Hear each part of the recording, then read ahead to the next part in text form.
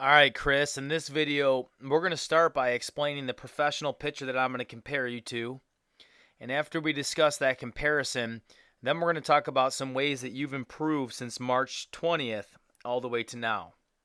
And so what we first want to start with is Curt Schilling here on the right-hand side. Curt Schilling pitched for the Diamondbacks and then the Red Sox. He won Cy Young Awards. He won a couple of World Series. He's going to be a Hall of Famer for sure, and he's on ESPN now. And one of the things you're going to notice here with Curt Schilling is his release point and his arm angle now that I'm drawing this green line on his arm. And you can see here where the ball comes out of his hand. And if you take a look at you here on the left-hand side, you're going to notice that that arm angle as I draw it with the green line is very similar to Curt Schilling's arm angle. And the reason that's so important is because as a pitching coach, I try to find a professional pitcher that matches your arm angle, because that's one thing that we never want to change in the pitcher is how they release the ball. All the other things can be changed, the glove positioning, the momentum, those things are easy to change, but we leave the arm slot alone. And so because you guys have similar arm slots, they're a good match. It's a good guy to look at to model yourself after. Another good reason is because both of you guys have lively fastballs. When Curt Schilling was pitching, he had a great fastball. He could dominate with his fastball. And I really think for you, as you get older and older, you're going to be able to dominate the varsity level with your fastball. So with that in mind, what I wanted to do really quickly is next I want to talk about things that you did well since March, things that you've improved on. In order to do that, I'm going to pull up the very first time that we videotaped you back on March 20th. Okay, that's you right here on the left-hand side. And then we're going to pull up a side angle of Curt Schilling, and we're going to talk about some things that we focused on over the last couple of months. All right, so there's Schilling, and here's you. And let's go ahead and get Curt Schilling right to this position right here. And let's get you to that same position as you begin to pick up your knee. All right, now, one of the things that we're going to do is draw a green line behind your back foot, your back knee, your back hip, and we're going to do the same thing here with Curt Schilling. And we're going to take Curt Schilling into the top of his knee lift, right here. See, he's in a good position, knees at the top, and we're going to take you to that same position. There's the top of your knee lift. And one of the things you're going to immediately notice that's a little bit different is you can see here how this back knee actually went outside of this original green line. So when you were picking up your knee, you weren't really pushing off the inside of that back leg. Instead, you were kind of sitting back. And as a result, that hurt some of your momentum, and that shortened your stride up a little bit. The difference here with Curt Schilling is that back knee always stays inside of that green line, and so his momentum is actually going to be working this way on the inside of this back leg. And that's exactly what we want to be able to do. And as we take Curt Schilling further forward, and we see him thrust his weight, and there's where he separates his hands, one of the things that he does really well is he continues to show his rear end towards the catcher, and that allows him to keep his shoulders closed. Now, as you start to go forward, and you break your hands right there, you're going to see that you're showing less of your front rear end. All we can see here is the hip. We don't see as much of the butt there.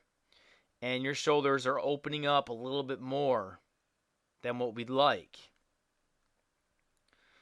And also, there's another big difference here, and that's the separation that Curt Schilling gets with his hips from this original green line. So if we go to here, you can see where his hip started, and when he gets into his knee lift and thrusts and separates his hands, you can see how much further his hips have traveled away from his original starting point. And that's good momentum. And that's going to help us with our stride, and that's going to help us get everything in sync.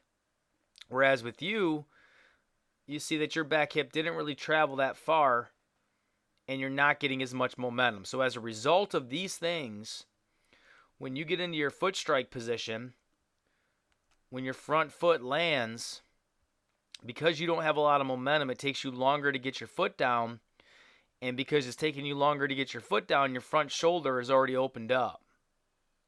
Whereas with Curt Schilling, because he works with great momentum, when his front foot gets down, you see right here, he's able to keep this front shoulder closed and pointed towards his target.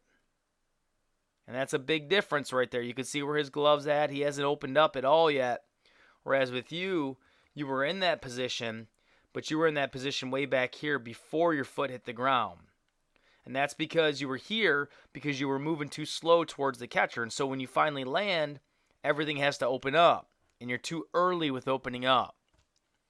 When this happens, you lose command and you lose velocity. So with that in mind, the next thing I wanted to do is pull up your most recent video and talk to you a little bit about how you've improved.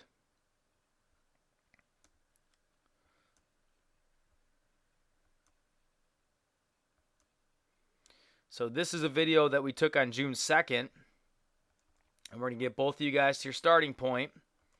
And we're going to draw those green lines behind your back foot, knee, and hip. And we're going to do the same thing here with your old video. And let's get both of you guys to your knee lift here. Here's your knee lift there.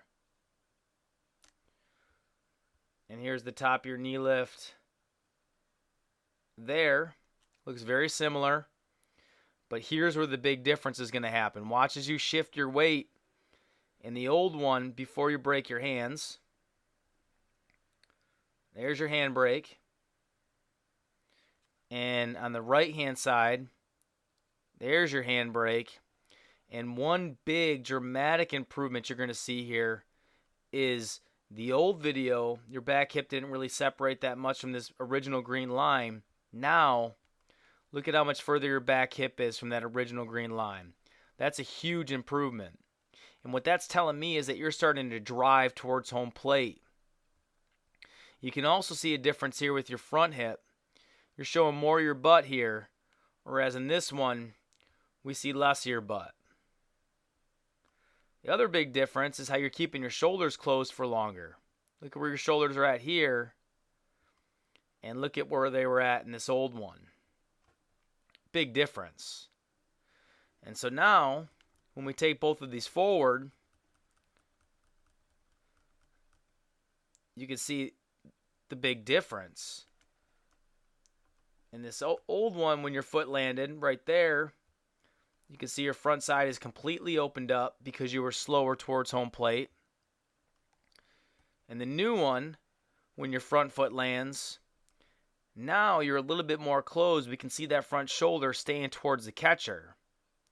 We can see that glove staying out in front.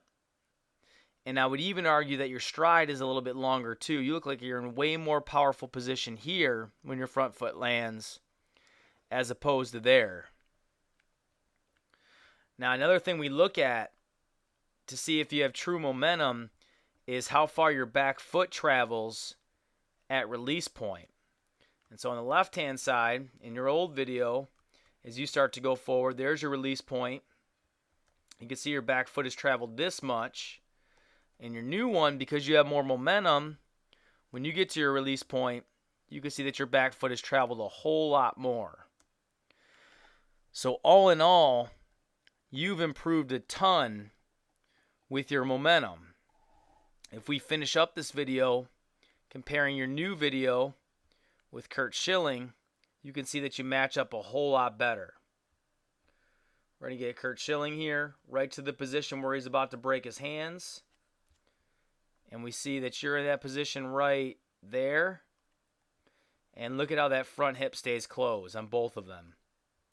That's fantastic. Look at how your front hip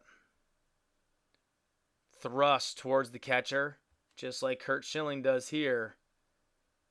Right there, that's fantastic. If we go back to the very beginning of both of you guys, and we mark that back hip right here, mark that back hip right here. Let's watch Schilling. You can see how far his back hip has traveled. And we watch you right here.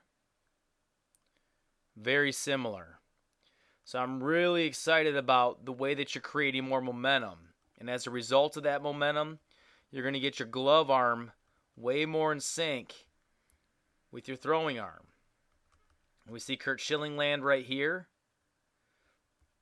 You can see that those elbows are lined up equally. You can see his shoulder is pointed towards the catcher. And you can see the same things here with you. Shoulders pointed towards the catcher. Elbows are lined up pretty good. Glove is out over the knee. That's just a fantastic job. So you got to be very proud about where you're at. In the next video, we're going to talk about how you can continue to get better.